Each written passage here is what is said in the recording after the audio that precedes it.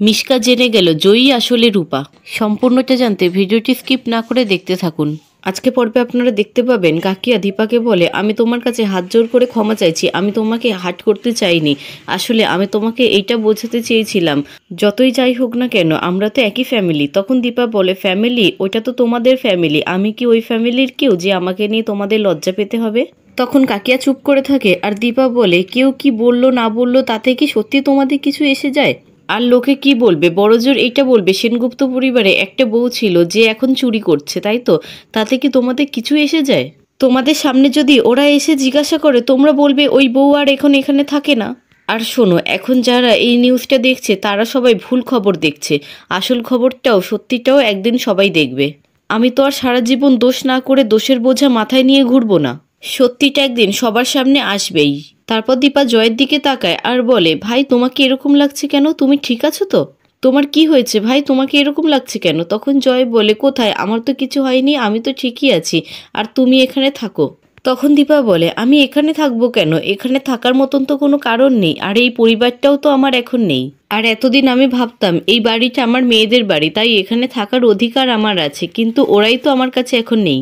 তখন উর্মি বলে, আর আমি কেউ নই তোর, তোর মেয়েরাই তোর কাছে সব। তখন দীপা উর্মিকে জড়িয়ে ধরে আর বলে, আমি তোর দিদি হই, আমি যেখানেই থাকি না কেন আমি তোর দিদিই থাকবো। ভগবান হয়তো আমার কাছ থেকে সব পরিচয় কেড়ে নিতে চায়, ভগবান হয়তো এখন আমার কাছ থেকে মা হওয়ার পরিচয়টাও কেড়ে নিতে চাইছে, কিন্তু তুই আমার বোন, এই পরিচয়টা সারা জীবন থাকবে। আমি শুধু এইটুকুই চাই, আমার মেয়েরা যেখানে থাকুক ওরা যেন ভালো থাকুক, ওদের বাবা যেন ভালো থাকে। অন্যদিকে সূর্য চারুকে উঠিয়ে বসায় আর চারু সূর্যর হাতটা ধরে আর বলে, এসেস তুমি এখন এসেছো আমার কাছে? দেখো এসেস, তুমি আমার কাছে এসেছো আর আমি কত তাড়াতাড়ি ভালো হয়ে উঠেছি। যখন আমি অন্ধকারের মধ্যে তলিয়ে যাচ্ছিলাম তখন শুধু তোমার আর অলির মুখটা মনে করে আমি আবার ফিরে এসেছি। তারপর চারু সূর্যের হাতটা আরও শক্ত করে ধরে। তখন অলি বলে, বাবা তুমি টায়ার্ড তাই তো, আমি তোমার জন্য কফি নিয়ে আসছি। এই বলে অলি সেখান থেকে চলে যায়। তখন চারু বলে, অলিটা হঠাৎ করে বড় হয়ে গেল, আমরা দুজন যাতে একা থাকতে পারি তাই জন্য ও বুদ্ধি করে কফি আনতে চলে গেল। এসেস, তোমাকে আমি কিছু কথা বলতে চাই। তখন সূর্য বলে, তুমি এখন একটু রেস্ট নাও, পরে কথা বলবে। তখন চারু বলে, এতক্ষণ তো আমি শুয়েছিলাম, তুমি আসার পরে আমি একটু জোর পেয়েছি, তাই তো আমি উঠে বসলাম। এই বলে চারু সূর্যকে জড়িয়ে ধরে আর বলে, এসেস তুমি আর অলি আমাকে ছেড়ে যেও না, তোমরা ছাড়া আমার আর কেউ নেই, আমি তোমাদেরকে ছেড়ে থাকতে পারবো না এসেস। তারপর চারু সূর্যের হাতটা শক্ত করে ধরে বলে, তুমি আমাকে প্রমিস করো তুমি আমাকে ছেড়ে কোনোদিনও কোথাও যাবে না, কোনোদিনও যাবে না, বলো এসেস। তখনই সেখানে অলি আসে আর সূর্য বলে, অলিমা তুমি চারুকে ওষুধটা খাইয়ে দাও, আমার একটা ইম্পর্টেন্ট কল করার আছে, আমি কল করে আসছি। এই বলে সূর্য লয়ারকে ফোন করে আর বলে, ওর বেল হয়েছে? তখন লয়ার বলে, হ্যাঁ বেল তো হয়েছে, কিন্তু মিস্টার প্যাটেল আমাদের কোম্পানির নামে অনেকগুলো কেস করে দিয়েছে আর আমরা ওই মহিলাকে জামিন করিয়ে দিলাম।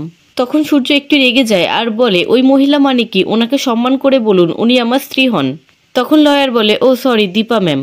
তারপর সূর্য অফিসে ফোন করে সিসিটিভি ফুটেজগুলো নেওয়ার জন্য। তখনই সেখানে অলিয়া আসে আর সূর্য বলতে পারে না। অন্যদিকে সবাই দীপাকে থাকার জন্য জোর করতে থাকে। তখন দীপা বলে, না আমি আজকে এখানে থাকতে পারবো না, এমনিতেও আমার একটা ইম্পর্টেন্ট কাজ আছে, আমাকে আসল কালপিটকে খুঁজে বার করতেই হবে, আমাকে জানতে হবে কে সুযোগ বুঝে নেকলেসটা চুরি করে আমার ব্যাগে ঢুকিয়ে দিয়েছিল। তখন জয় খুব ভয় পেয়ে যায় আর দীপাকে বলে, বৌদিদি সে নয় পরে হবে, তুমি এখন এখানে থাকো, একটু রেস্ট নাও। তখন দীপা বলে, না ভাই আমি থাকতে পারবো না, আমি এখন আসি। এই বলে দীপা সেখান থেকে চলে যায়। তখন জয় খুব ভয় পেয়ে যায় আর মনে মনে বলতে থাকে, বৌদিদি চাইলে সব কিছু করতে পারে, বৌদিদি চাইলে সত্যিটা খুঁজে বার করবেই, কি করব আমি এখন? অন্যদিকে চারু বলে, ইভেন্ট কেমন হলো? তখন সূর্য চুপ করে থাকে আর অলি বলে, ওই মহিলার কি হলো? তখন সূর্য বলে, ওই মহিলা মানে? তখন অলি বলে, আসলে তুমি এখানে আসতে দেরি করছিলে আর আমি নিউজটা চালিয়েছিলাম তাই দেখলাম। তখন সূর্য বলে, সবই যখন দেখে নিয়েছো আর জিজ্ঞাসা করছো কেন? এই বলে সূর্য মোবাইলে নিউজটা চালায় আর সেই দেখে চারু আর অলি খুব অবাক হয়ে যায়। তারপর সূর্য পুরো ঘটনাটা চারু আর অলিকে খুলে বলে। সূর্যর মুখে সমস্ত কথা শোনার পরে অলির শরীরটা খারাপ করতে থাকে। তখন সূর্য বলে, কি হয়েছে অলিমা, তোমার কি হয়েছে? তুমি এমন করছো কেন? তোমার ফোন পাওয়া মাত্র তো আমি এখানে চলে এসেছি, আমি তো ওখানে থাকিনি, শুধুমাত্র বেলের ব্যবস্থাটা করে দিয়ে এসেছি। তখন অলি বলে, না না এটা কিছুতেই হতে পারে না, মা আর যাই করুক না কেন মা চুরি করতে পারে না, এটা কিছুতেই হতে পারে না, এই সব কিছু মিথ্যে, মাকে ফাঁসানো হচ্ছে।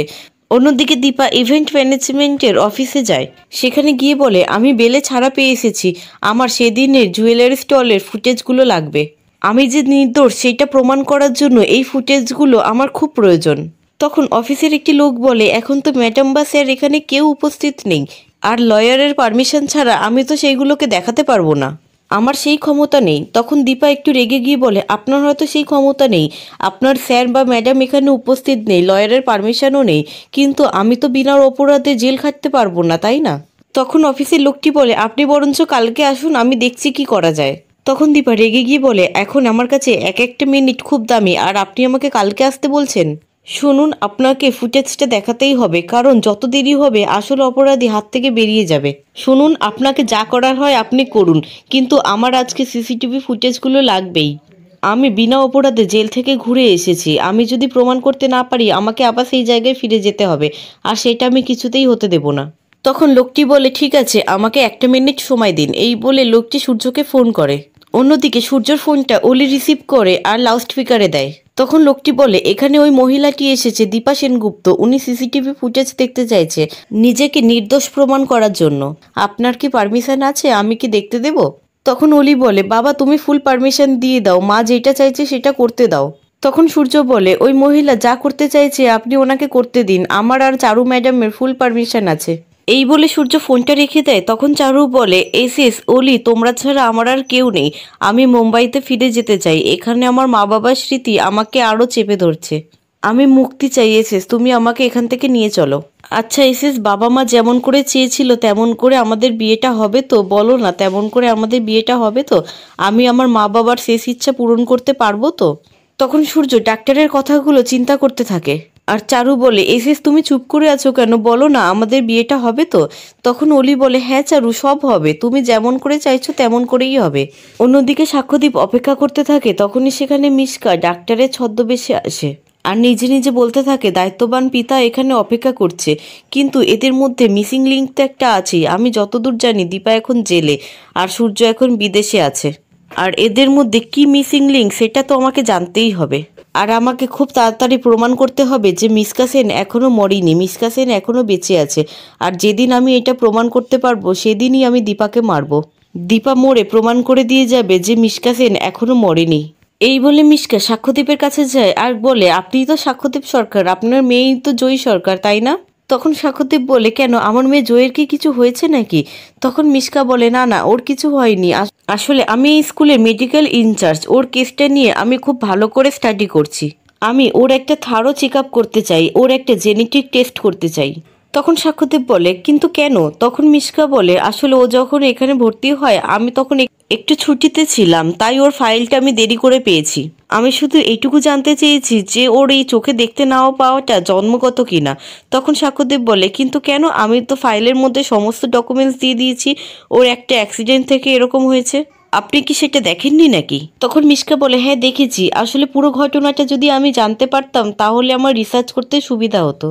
আপনার যদি বলতে প্রবলেম থাকে তাহলে আপনি নাও বলতে পারেন। তখন সাক্ষ্যদীপ বলে, না না, এতে অসুবিধার কি আছে? এই বলে সাক্ষ্যদীপ জয়ী কিভাবে অন্ধ হয়েছিল পুরো ঘটনাটা মিশকাকে খুলে বলে। তখন মিশকা বলে, আচ্ছা মিস্টার সরকার, আমি জয়ীর মা বাবা মানে আপনার আর আপনার স্ত্রীর একটা জেনেটিক টেস্ট করাতে চাই। তখন সাক্ষ্যদেব বলে, আসলে আমি জয়ীর বায়োলজিক্যাল ফাদার নই, জয়ী আমার নিজের মেয়ে নয়, তাই আমাদের ডিএনএও ম্যাচ করবে না। তখন মিশকা অবাক হয়ে যায় আর বলে, তাহলে জয়ীর নিজের মা বাবা কোথায়? তখন সাক্ষ্যদেব বলে, আসলে ওইটা আমার জানার কোনোদিনও প্রয়োজন হয়নি, আমি কোনোদিনও জানতে চাইনি ওর আসল মা বাবা কোথায়, ওকেও আমি এই কথাটা জিজ্ঞাসা করিনি, আর ও নিজে থেকে আমাদেরকে কোনোদিনও বলেনি। আচ্ছা, এর জন্য জয়ীর চিকিৎসার উপর কোনো প্রভাব পড়বে না তো? তখনই সেখানে জয়ী আসে আর বলে, কে পাপা? তখন সাক্ষ্যদেব বলে, তোমাদের স্কুলে মেডিকেল ইনচার্জ ডক্টর শ্রীবাস্তব। তখন জয়ী বলে, এই নামে আমাদের স্কুলে তো কেউ নেই, আর আমি তো এই নামে কারোর সাথে মিটও করিনি। তখন মিশকা বলে, কিন্তু আমি মিট করেছি। এই বলে মিশকা হাসতে হাসতে সেখান থেকে চলে যায়। তখন সাক্ষ্যদীপ বলে, জয়ী তুমি এখানে বসো, আমি গাড়িটা পার্কিং থেকে নিয়ে আসছি, তুমি এখান থেকে কোথাও যাবে না। এই বলে সাক্ষ্যদীপ সেখান থেকে চলে যায় আর মিশকা লুকিয়ে লুকিয়ে জয়ীকে দেখতে থাকে আর রূপা বলে ডাকে। রূপা নাম শুনে জয়ী খুব অবাক হয়ে যায় আর উঠে দাঁড়িয়ে বলে, কে কে আছে এখানে? তখন মিশকা মনে মনে বলে, আমি জানতাম ওইটাই রূপা। তখনই সেখানে সাক্ষ্যদীপ আসে আর বলে, কি হয়েছে জয়ী মা তোমার? তখন জয়ী বলে, আমাকে কেউ যেন একজন ডাকলো।